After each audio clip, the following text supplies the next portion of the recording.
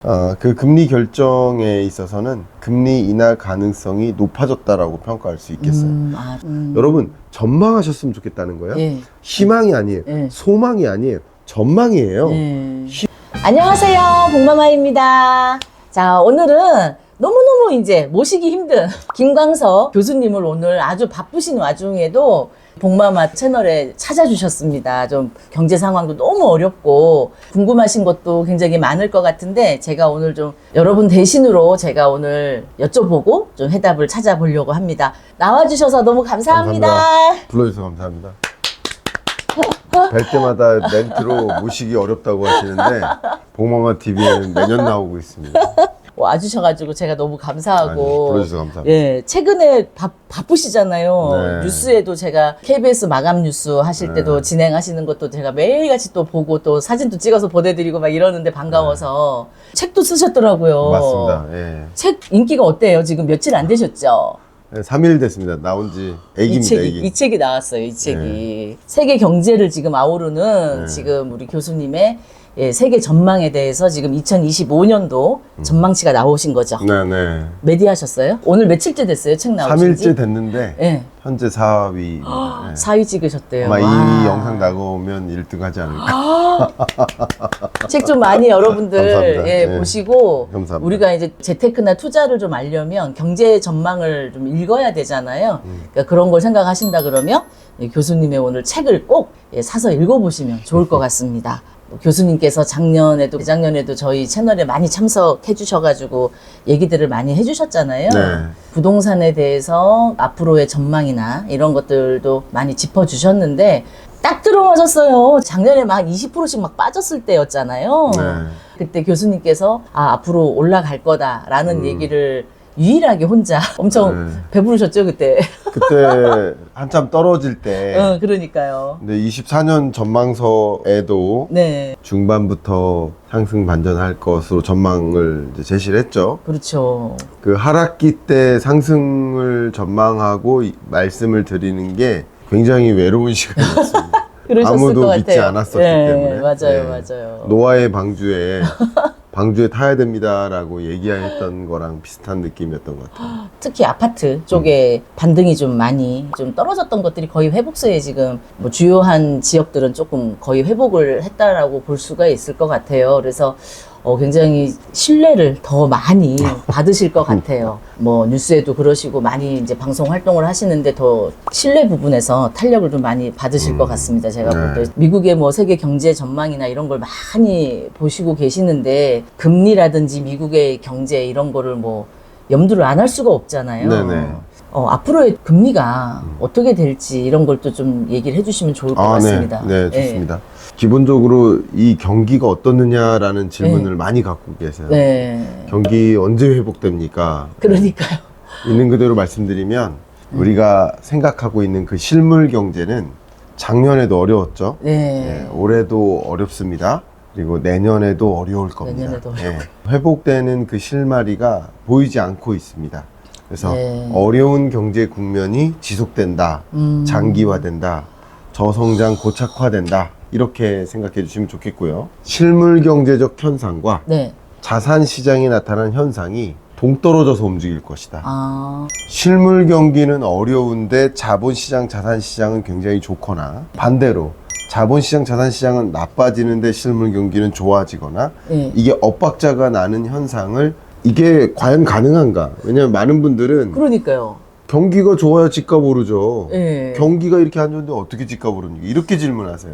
여태까지는 다 그랬던 것 같아요. 경기 안 좋다 그러면 집값도 떨어지고 안 오르고 막 이랬던 것 같거든요. 착각입니다. 착각입니다. 그렇구나. 아마도 대표님이 체감하는 경기는 부동산 경기일 수 있어요. 맞아요. 저는 거기에 더 민감하니까. 그렇죠. 네. 우리가 흔히 얘기하는 그 경기는 경제가 회복되나 안 되나, 소비가 진작이 되나 안 되나, 수출이 많이 늘어나나 이게 실물 경제예요. 그렇죠. 근데 실물 경제 입장에서는 2020년 팬데믹 경제 위기 때 경기가 좋았습니까? 실물 경기가 안 좋았죠. 안 좋았으니까 경제 위기인 거죠. 그쵸, 그쵸. 네, 안 좋았어요. 네, 안 그보다 좋았죠. 안 좋은 애는 근래 들어 없었습니다. IMF 외환 위기 이후로 그렇죠. 20년, 21년 팬데믹 경제 위기 때만큼 안 좋았던 적은 없습니다. 예, 맞아요, 맞아요. 20년, 21년 부동산 경기도 안 좋았습니까? 그때는 엄청 좋았죠. 다르잖아요. 그쵸. 실물 경제랑 자산 또 시장에 그렇게 나타나는 말씀하시니까 현상이 진짜 다르긴 하네요. 다르잖아요. 예, 맞네요. 항상 우리는 어려웠지만 20년, 21년 팬데믹 경제 위기 때에 비하면 22년, 23년은 조금 실물 경제가 나아졌었어요. 나름 회복되는 예, 관광, 뭐 여행, 예, 그쵸. 항공 전반에 걸쳐서 네네. 실물 경제는 그거보다는 회복되는 기류예요. 자산 시장은 어땠나요? 부동산 시장 어땠나요? 그쵸. 20% 빠지고 막. 폭락했죠. 예, 엄청 안 그럼 좋았죠. 벌써 증명이 됐죠. 아, 맞네요. 경기가 좋아야 집값이 오른다라는 것은 한번 생각을 달리 해보실 필요가 있겠다. 어. 간혹 뭐 경기의 연장선에서 경기가 좋아야지 집을 사죠. 소득이 늘어야 집을 사죠. 맞아요. 다 그렇게 말씀하시죠. 소득도 안 노는데 그런데 어떻게 집값이 오릅니까? 라고 또 질문하세요. 그렇죠. 그 질문에 대해서 답변 드릴게요. 네네. 서울시 PIR이라고 하죠. 이게 소득 대비 집값입니다. 네. 쉽게 말하면. 예를 들어서 연소득이 5천만 원이다. 평균 아파트 가격이 예를 들면 5억이에요. 예. 이 5천만 원을 몇 년 동안 모아야 그 집을 살 수 있다는 뜻이에요. 그러니까 10년이죠, 10년. 그쵸. 한 푼도 쓰지 않고 모아야 돼요. 그치. 절반을 어렵죠. 저축하는 것도 절반도 어려운 거예요. 어렵죠. 네, 통상적으로 어려워요. 마이너스 아니면 다행이에요. 그렇죠. 지금 그랬을 때 20년 걸린다는 뜻이에요. 예. 근데 1, 2년 지금 경기가 좋다고 집을 산다고요? 기존에 축적된 재산, 저축된 소득, 그 돈을 전세의 형태로 가지고 있을까? 부채 조금 의존해서 매매의 형태로 가지고 있을까? 은행의 저축의 형태로 갖고 있을까? 예. 그 소득이 이동하는 겁니다. 돈이 이동하는 거지, 돈이 매매의 형태로 이동할 때 매수세가 일어나는 것이지, 실물 경기가 좋아진다, 소득이 늘어난다, 그래야 집을 산다, 가 아니에요. 그게 아니고 돈이 이동하는 겁니다. 24년 중반을 기점으로 이제 우리는 피벗의 시대를 맞이한다. 여기 써놓은 네. 피벗의 시대인 거예요. 아, 네네네. 24년 중반을 기점으로 25년, 26년까지는 네네. 피벗의 시대입니다. 금리를 점진적으로 인하해 나가는 통화정책 기조의 변화, 피벗을 방향전환이라고 생각하시면 되거든요. 그 금리의 방향이 전환되는, 자산시장의 방향전환이 일어나는 그런 시점이라고 볼 수 있겠죠. 작년 이맘때 부동산 시장에 대한 전망에 있어서는 피벗의 시대가 시작되기 때문이다. 아. 한 가지가 거시경제적으로 먼저 본 겁니다. 네. 실물 경기는 안 좋은데 네. 자산 시장은 다른 느낌이 들 수 있다. 그 괴리가 있을 수 있다. 네. 이걸 좀 기억해 주셨으면 좋겠습니다. 그러니까 보통 우리가 막 경제다 하면은 그냥 하나의 덩어리로만 생각을 하고 네. 뭐 장사가 잘 안 되면 전체적으로 다 경기가 안 좋다. 맨날 이렇게 이제 생각을 하다가 딱 구분을 해서 나눠가지고 딱 이렇게 말씀을 해주시니까 그렇구나 라는 게 오늘 또 저도 생각이 드는데, 왜냐면 또 요즘에 이제 전쟁도 굉장히 지금 많아가지고 경기도 어려운데 마음도 불안한 거예요. 왠지 막 뭐 미국에서도 금리를 내리겠다고 이렇게 했다가 안 내리겠다고 막 얼마 전에 뉴스에 나온 거예요. 이 사람들이 굉장히 혼동이 많이 올 것 같아요. 금리가 그러면은 앞으로 지금 보시는 전망은 당장 올해 연말까지만 봐도요. 네. 크게 지금 내릴 것 같지는 않은 거죠. 금리 인하를 이제 상상하실 때 그쵸. 팬데믹 때처럼 그렇게 이제 상상하시는데 아닙니다. 전혀 아닙니다. 네. 예. 그때는 비상 상황에서의 금리 인하였어요. 그럴 때는 대대적인 금리 인하 하는 거죠. 경기를 부양시켜야 되니까. 지금과 같은 이 통화정책 기조의 전환은 금리 정상화예요. 5.5%까지 금리를 인상했는데 미국이 생각하는 정상적인 금리는 3%예요. 아, 3%. 그러니까 제로로 인하하는 게 아니라 네. 3%로 인하하는 것이고 2026년까지 점진적으로 네네네. 그 시장에 큰 문제가 없도록 점진적 금리 인하, 피버팅이 그런 식으로 이루어진다라고 의견을 드리겠습니다. 그러니까 올 한 8월, 7월 달에만 해도 뭐 9월 달에 미국 금리 엄청 내릴 것이다. 기대 심리가 막 있어가지고 부동산에 반등을 시키는 약간 요인도 좀 됐던 것 같아요. 제가 맞아요. 볼 때. 그럼요. 경기가 괜찮으니까 미국 경기가 천천히 내리겠다 나오니까 굉장히 혼란이 진짜 지금 되게 많은 것 같아요. 제가 그 볼 때. 부분에 대해서 말씀드리면 네. 미국이 뭐 심각한 경기 침체 온다 만약에 네. 그렇게 생각을 해버리면 큰 폭으로 인하를 해야 된다고 느끼실 거예요. 네. 근데 지금 미국 경제를 보면 너무나 견실합니다. 정말 견조한 흐름을 보여요. 뭐 2분기 성장률이 3%인데 지금 3분기 성장률도 4분기 성장률도 한 2.5% 그 추정치로 보면 굉장히 견조한 흐름이 지금 현재 지속되고 있는 거예요. 초반에는 서둘러서 금리 인하를 대대적으로 할 거다. 이렇게 맞아요. 생각했던 것은 네. 미국의 심각한 경기 침체가 네. 올 것 같으니까 그랬었던 그렇죠. 거예요. 근데 지금 보니까 전혀 그런 게 아니에요. 명예교수님들 보시면 만 65세가 넘으시면 명예퇴직을 하세요. 네. 그렇게 해서 퇴직자가 많아진다고 했을 때 경기가 안 좋아서 퇴직이 늘어나는 건가? 실업이? 그건 아니죠. 그건 아니죠. 예. 그건 그냥 자연스럽게 나이가 인구 드시니까. 예. 네, 뭐 자연스러운 실업이라고 볼 수 예. 있겠죠. 그걸 자연 실업이라고 해요. 예. 자연 실업률이라는 기준이 4.5%인데 미국의 실업률이 4.3을 기록했을 때 놀랐던 거예요. 아. 근데 여전히 자연 실업률보다도 낮아요. 그리고 녹화일 오늘 네. 오늘 밤 9시 반에 또 실업률이 발표돼요. 아, 그래요? 시장의 기대는 4.2%거든요. 네. 실업률이 어쨌든 최근에 오르긴 오랐지만 그게 자연 실업률 범위 내에서 올랐기 때문에 심각한 뭐 고용 붕괴나 심각한 경기 침체나 이런 게 아니라고 판단하는 거예요. 지금 5.5에서 5.0%로 금리를 인하했는데 네네네. 이 금리를 점진적으로 2026년까지 26년까지. 천천히 금리 인하를 해 나갈 것이다. 네. 이 정도로 스탠스를 보시면 좋겠다 의견 드리겠습니다. 네. 교수님께서 2024년 상반기까지 금리 인하 있을 수 없다. 네. 예, 이렇게 말씀하셨던 것들이 이제 적중이 됐잖아요. 네네. 지금 그럼 우리나라의 금리가 네. 계속 동결을 하고 있잖아요. 네. 그럼 우리나라의 금리도 좀 되게 궁금해요. 자, 우리 한국은행의 금리 결정은 이 녹화일로부터 네네. 정확히 일주일 후에 있습니다. 아, 일주일 후에요. 네, 다음 주 금요일 날 네네네. 금리 결정이 있습니다. 어쨌든 녹화일 기준으로 다음 주 금요일 날 한국은행 금통위가 있습니다. 네. 그 금리 결정에 있어서는 금리 인하 가능성이 높아졌다라고 평가할 수 있겠어요. 아, 한국은행이 금리를 결정할 때 저울질한다라고 보시면 좋아요. 이해관계를 따져도 금리 좀 인하했으면 좋겠습니다 하시는 분들도 100분 계실 거고 네네. 금리를 제발 좀 더 올려달라고 하시는 분들도 100분 되실 거예요. 그러니까 누구의 이해관계에 따라서 금리를 결정해요? 아니면 전체적으로 저울질해요? 저울질하는 거예요. 뭐가 더 중요한가를 보는 거예요. 네. 금리를 인하해야 될 이유는 정말 중요한 게 물가예요. 물가 상승률이 22년에 정점을 6.3%를 찍었어요. 한국은행도 급하게 금리를 인상했던 거예요. 네. 왜? 뭐 하려고? 물가 잡으려고.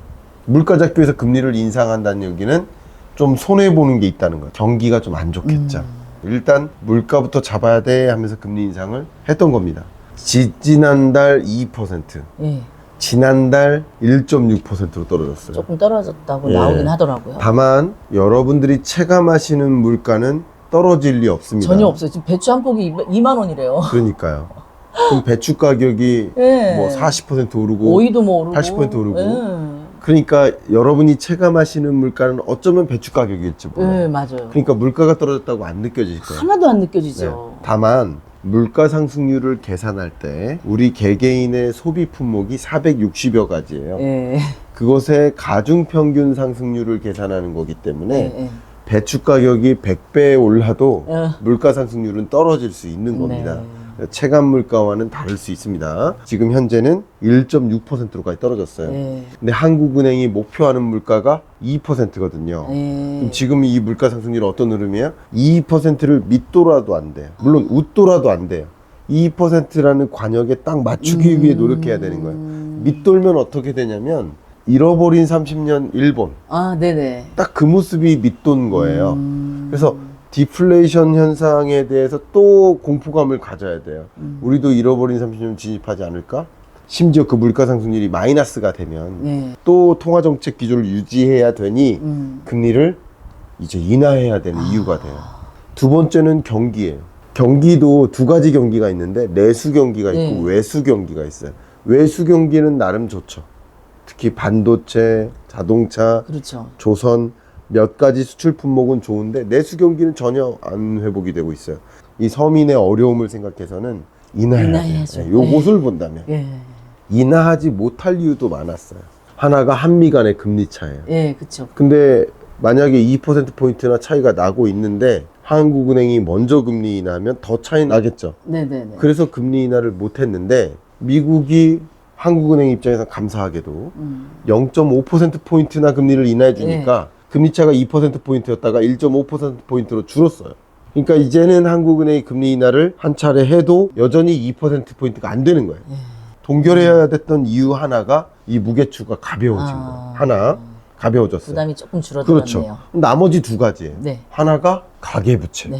가계부채 증가하는데 금리 떨어뜨리면 네. 가계부채 더 늘어난다. 두 번째 이유가 뭐예요? 집값 상승세예요. 네. 금리 떨어뜨리면 집값 더 상승하는데 왜 금리 인하하려고 하냐. 이 두 가지 지적이에요. 두 가지 무게추가 무거운 게 있지만 네네. 아까 한미 금리차라는 무게추는 가벼워졌어요. 네네. 근데 이 두 가지는 여전히 무거워요. 네, 그렇죠. 그럼 여전히 무거운 것 때문에 금리 인하를 못할까?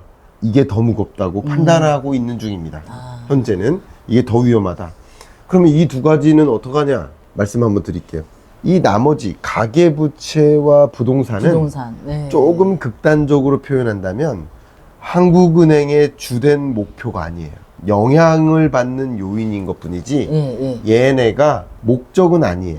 목적은 이거예요. 아까 말씀드린 물가 안정과 경기 안정. 이게 목적이에요. 주된 목적을 이루기 위해서 금리를 인하해야만 하는 상황이 됐어요. 다만 이것은 부작용인 거예요. 두 가지. 가계부채랑 부동산. 마음대로 금리 인하했다가 이거 더 폭발하면 어떡하냐.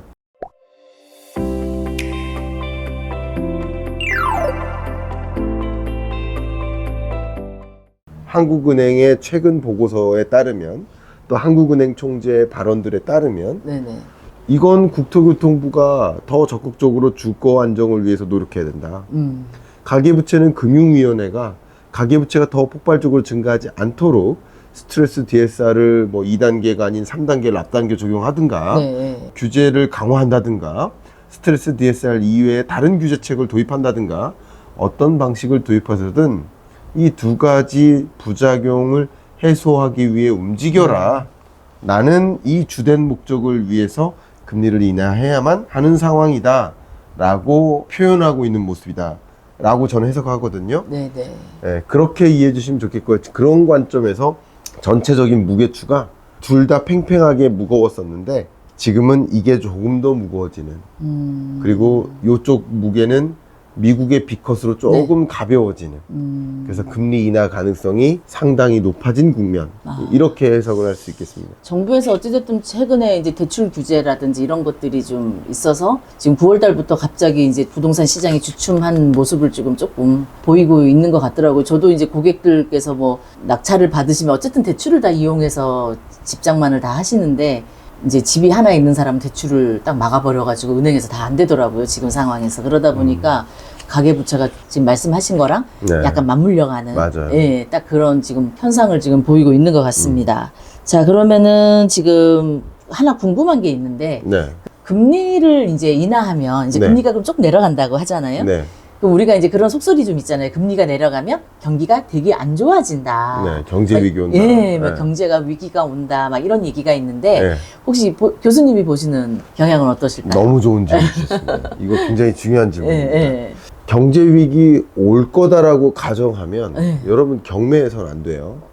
그렇죠. 그렇죠? 아무것도 하면 안 여러분 되죠. 부동산 사시면 안 돼. 아무것도 하면 안 돼요. 그냥 딱 가만히 있어요. 가만히 있어야지. 경제 위기 온다 그러면 어디 나가시지 마세요.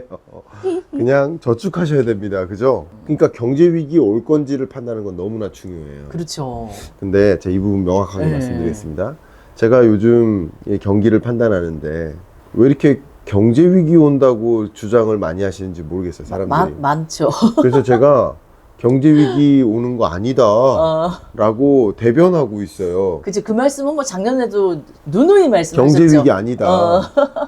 예를 들어서 뭐 작년에도 4월 위기설 온다. 네, 맞아요. 지금 4월이 지나요. 왜 4월 위기설 안 왔습니까?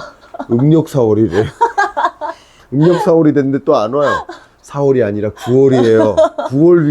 9월 위기설도 안 와요. 그거 근거 없어요. 이러기 때문에 위기 안 옵니다. 경제 위기 안 옵니다. 음력 9월이래요. 그러니까 또 아니래요. 그러니까 25년 4월이래요. 25년 4월? 많은 분들께서 이 경제 위기가 정말 올 것인가에 대한 그 질문을 갖고 계신데 금리 인하하면 경제 위기 옵니까? 라는 이 질문에 대한 답변을 꼭 드려야 됩니다. 기본적으로 경제 위기가 자주 오는 게 아니에요. 아, 그쵸. 자주 오면 진짜 큰일 나죠. 경제 위기가 자주 오면 진짜 근래 큰일 들어 나요. 예. IMF 외환 위기 때 경제 위기 온 거예요. 그게 위기예요. 예. IMF 외환 위기. 그쵸. 그리고 글로벌 금융 위기 2008년. 예.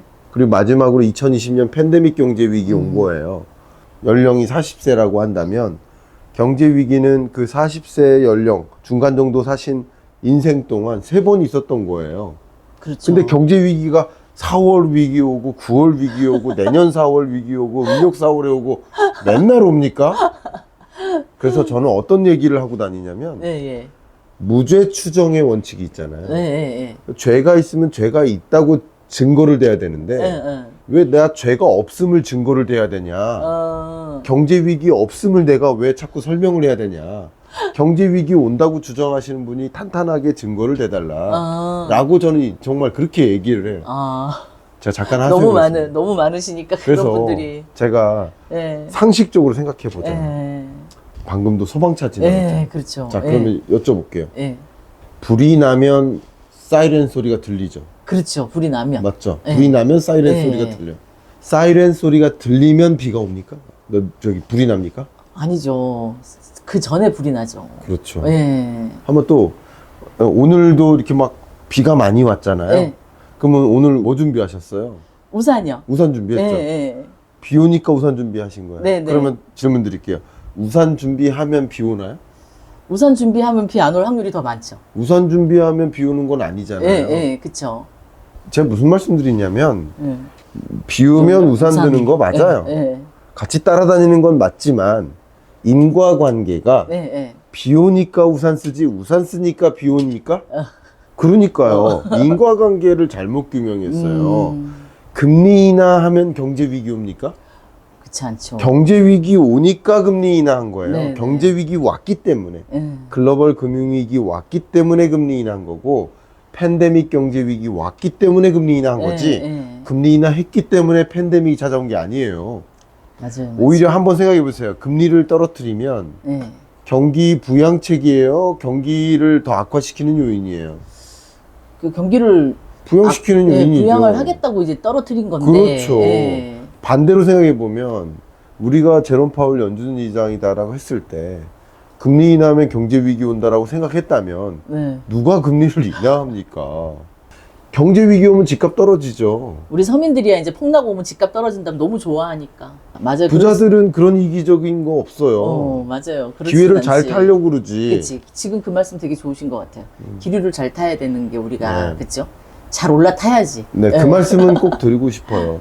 기본적으로 네. 뭐 폭락을 기대하면서 폭락을 희망하면서 폭락을 전망하면서 움직이는 것은 오히려 엇박자가 날 가능성이 높다. 예, 기조적으로 무죄 추정의 원칙이라고 말씀드렸던 것처럼 경제 위기 온다라고 가정하고 의사결정 내리는 게 바람직한 의사결정을 갖게 하느냐.